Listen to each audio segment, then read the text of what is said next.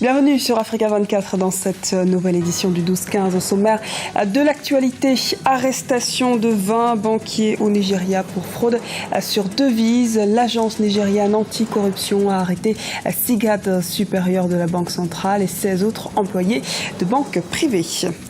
Accord de paix d'Alger, une nouvelle série de consultations a débuté cette semaine en Algérie pour essayer de parachever définitivement le processus en partie signé le 15 mai dernier à Bamako au Mali. En République démocratique du Congo, poursuite des consultations avec les forces vives sur la vie de la nation et de l'État. Les discussions porteront essentiellement sur l'avenir de la Constitution. Mais avant de développer ces titres, visite de travail et d'amitié du président du Niger à Paris, en France. Mahamadou Issoufou est reçu ce mardi 2 juin à l'Elysée par son homologue français François Hollande. Au menu des discussions, notamment des questions d'ordre sécuritaire. Partenaire incontournable de la communauté internationale et de la France en particulier, le Niger est au cœur d'une sous-région traversée par de nombreuses crises sécuritaires. AQMI et l'État islamique au nord et à l'ouest, Boko Haram au sud. S'ajoute à cela des filières de l'immigration vers l'Europe et également une route des trafics de drogue. Arrestation de 20 banquiers au Nigeria. Ils sont soupçonnés de fraude aux devises portant sur 40 millions de dollars. Le point sur cette affaire avec Ibrahim Ndiaye.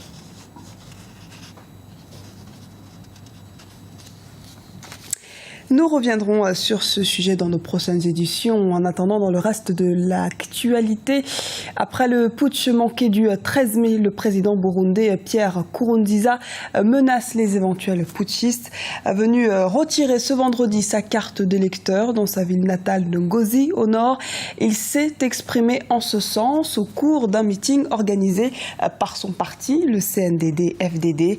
Le chef de l'État burundais, confronté depuis plus d'un mois à un vaste mouvement de contestation populaire contre sa candidature à un troisième mandat, a donc mis en garde contre toute tentative de coup d'État. Écoutons à ce propos la réaction de Pierre Claver Mbonimpa, président de l'Association des droits humains. Si le président de la République a mis en garde toute personne qui tentera de faire un coup d'État, c'est normal et même nous, en tant que défenseurs des droits de l'homme, nous ne sommes pas pour les coups d'État parce que les coups d'État sont contre la démocratie, c'est contre même les droits de la personne humaine, alors que nous sommes là pour la démocratie, pour les droits de la personne humaine. Alors dire que les manifestants sont prêts à céder, c'est-à-dire céder, c'est laisser juste la place à Nkurunziza de briguer le troisième mandat. Briguer le troisième mandat signifie quoi? Signifie piétiner sur la Constitution, piétiner sur les accords d'Arusha. Alors à ce moment, si vous piétinez sur les lois burundaises, c'est-à-dire que là aussi vous piétinez sur les droits de l'homme. Alors nous sommes là pour défendre ces lois, défendre la Constitution, défendre les accords d'Arusha pour que les droits de la personne humaine, pour que les droits des Burundais quand même soient respectés. Raison pour laquelle la population s'est levée pour dire non au troisième mandat. Si le président de la République voit que c'est normal que les gens continuent à mourir à cause de ce troisième mandat, je ne sais pas alors à la fin s'il sera là pour diriger le peuple burundais, pour diriger les cadavres, pour diriger les tombes. Je vous le disais il y a quelques instants, 20 banquiers ont été arrêtés au Nigeria. Ces arrestations interviennent quelques jours seulement après la prise de fonction du nouveau président Muhammadu Buhari, qui s'était engagé à prendre des mesures sévères pour endiguer la corruption qui sévit dans le pays. Les précisions d'Ibrahim Ndiaye. Au Nigeria, l'agence anticorruption a interpellé 6 cadres supérieurs de la Banque centrale et 16 autres employés de banques privées. Ils sont soupçonnés de fraude aux devises. Ils auraient en effet utilisé à titre personnel des billets de banque abîmés supposés être détruits. Une fraude estimée à plusieurs milliards de naira. Une affaire qui soulève des questions sur les nombreuses défaillances du système de contrôle dans ce cas de procédure au sein des institutions financières. Le mobile de l'arrestation de plusieurs banquiers nigériens provient du fait qu'un certain nombre de billets de banque voués à la destruction n'ont pas été détruits par les collaborateurs des banques concernées. Il y a donc manifestement une défaillance sur le principe du maker-checker qui engage les banques à opérer un double contrôle sur les opérations de cette nature. Et de ce point de vue, ça appelle les questions non seulement de lutte contre la fraude, mais également de déontologie nécessaire à l'exercice de l'activité de banque. Par ailleurs, je veux rappeler que l'exercice de l'activité de banque dans tous les pays nécessite d'avoir un casier judiciaire vierge pour engager une bonne moralité des personnes qui travaillent dans les banques. De ce point de vue, il y a une défaillance et s'il y a une défaillance, elle doit être sanctionnée. Pour éviter de tels cas dans le futur, les banques et autres établissements financiers devraient s'appuyer en plus de l'arsenal juridique sur d'autres mesures. Pour éviter que ça se reproduise à l'avenir, il faut mettre en place les principes appliqués au plan mondial sur les questions de sécurité financière. Mettre en place des sortes de déontologie qui doivent être respectées, allouer les moyens au service risque et sécurité financière dans le travail et de contrôler justement qu'il n'y ait pas de défaillance au niveau des banques avec 3 missions principales, une mission de protection de la banque, une mission de protection des clients et une mission de protection des collaborateurs. Ces arrestations interviennent quelques jours après la prise de fonction du président Muhammadu Buhari, qui a promis pendant sa campagne électorale de faire de la lutte contre la corruption une priorité. Nouvelle consultation sur la crise malienne. Bamako et la coordination des mouvements de l'Azawad se sont finalement retrouvés à Alger, en Algérie, pour de nouvelles discussions autour de l'accord de paix signé le 15 mai dernier.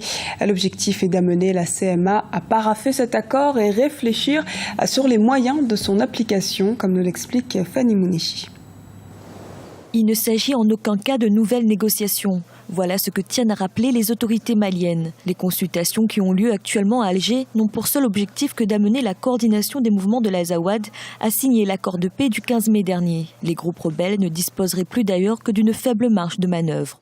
C'est un jeu de chat et de souris de la part de la CMA, maintenant que nous constatons paraffer un accord, ne pas venir à la cérémonie de signature de cet accord-là et vouloir réengager des discussions sur un accord qui est déjà accepté de tous. On ne peut pas avoir mieux que la caution de la communauté internationale, de l'ONU, de l'Union africaine, de la CEDEAO, de l'Organisation de la conférence islamique, était à Bamako, qui a accompagné ces négociations pendant 8 mois à Alger, qui a soutenu la paix et la réconciliation au Mali. Donc je pense que le CMA n'a aucune autre alternative si ce n'est que de signer cet accord. Si ce rendez-vous est présenté comme une nouvelle étape dans le processus de paix, les affrontements armés des dernières semaines continuent de peser sur ces pourparlers. La médiation internationale dénonce unanimement une violation du cessez-le-feu et s'inquiète des conséquences de ces combats. La reprise des hostilités, la violence et la sécurité est à mettre dans une situation d'insécurité globale qui est le fait des terroristes d'abord, pour la grande partie, mais aussi qui est le fait des narcotrafiquants, des bandits armés qui polluent cette zone-là et des ennemis de la paix. Il ne faut pas lévigner sur les noms. Cette paix-là ne fait pas l'affaire de tout le monde. Il y a des gens qui n'aiment pas la paix au Mali, qui sont contre la paix, des gens connus et des gens méconnus. Le représentant et chef de la délégation de la coordination des mouvements de l'Azawad, Bilal Ag-Sherif, s'est dit quant à lui optimiste sur l'aboutissement de ces consultations. Mais certains membres des groupes rebelles continuent de réclamer la reconnaissance politique et juridique de l'Azawad, fermement rejetée par Bamako. Au Congo, reprise des consultations avec les forces vives de la nation ce 1er juin. Les personnalités dont le président du Sénat ont été reçues par le chef de l'État, Denis Sassou Nguesso, au Palais du Peuple de Brazzaville. Elles porteront essentiellement sur l'avenir de la Constitution, dont la modification devrait permettre au président de briguer un 3e mandat. Le point tout de suite avec Ibrahim Ndiaye. Au Congo, les consultations nationales se poursuivent. Sur l'invitation du chef de l'État, Denis Sassou Nguesso, plusieurs personnalités ont assisté ce lundi 1er juin au Palais du Peuple de Brazzaville aux discussions. Mais l'avenir de la Constitution, dont la modification devrait permettre au président de briguer un 3e mandat, divise. Les consultations ont été boudées par l'opposition. Pour le Front républicain pour le respect de l'ordre constitutionnel et l'alternance démocratique, l'organisation de ce dialogue pose problème sur le fond et pas seulement. Dans une société comme la nôtre, on ne peut pas organiser un dialogue de cette manière. Le président de la République devrait donc appeler les gens dans une grande salle et faire une adresse selon laquelle « Moi, j'ai entendu, j'ai écouté, alors je vous réunis ici pour trouver une solution ». Le porte-parole du Parti congolais du travail, Serge Michel Odjoki, regrette pour sa part l'absence de l'opposition qui était pourtant demandeur dans ces discussions. On est en démocratie, chacun peut ou ne pas aller, accepte ou refuse. Bon, vous parlez de l'opposition qui a refusé dans son ensemble, mais il y a quand même hier, 1er juin, justement, un sénateur, et pas des moindres, de l'opposition de l'UPADES qui est bien allé en tant que personnalité. On ne peut que regretter l'absence ou le refus de l'opposition à cet échange-là avec le président de la République. Et bon, on espère que demain, après ces consultations, il s'agira d'aller au dialogue. On espère qu'ils seront là. Les consultations devraient se poursuivre au moins une semaine encore. Les débats porteront également sur les problèmes que vivent les Congolais au quotidien, notamment sur l'accès à l'eau, l'électricité, les transports. Ce journal a été réalisé par l'ensemble de la rédaction. Nous vous remercions pour votre fidélité. Retrouvez dans un instant une nouvelle édition de l'actualité sur Africa 24.